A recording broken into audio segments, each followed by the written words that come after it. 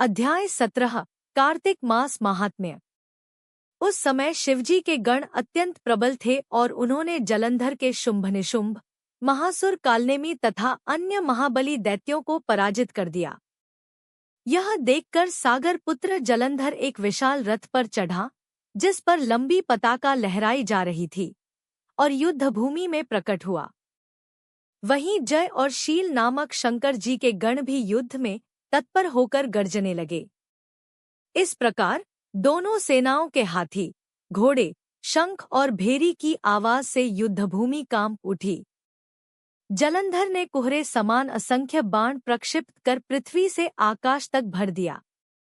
उसने नंदी को 5, गणेश को 5 और वीरभद्र को 20 बाणों से प्रहार कर उनके शरीर को छेद दिया और मेघ समान गर्जने लगा। इसे देखकर कार्तिकेय ने भी अपनी शक्ति दिखाते हुए दैत्य जलंधर पर प्रहार किया।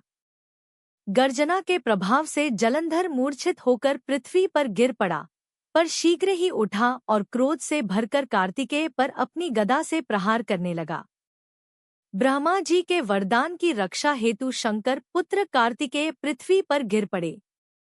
गणेश जी भी गदा के प्रहार से व्याकुल होकर धरती पर गिर पड़े। नंदी भी प्रहार से गिर गए।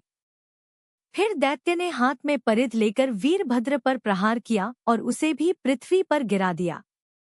शंकर जी के गण डरकर युद्धभूमि छोड़ बड़े वेग से भाग खड़े हुए। भागते हुए गण शीघ्र ही शिवजी के पास पहुंचे और व्याकुलता से युद्ध की सारी घटनाएं सुनाईं।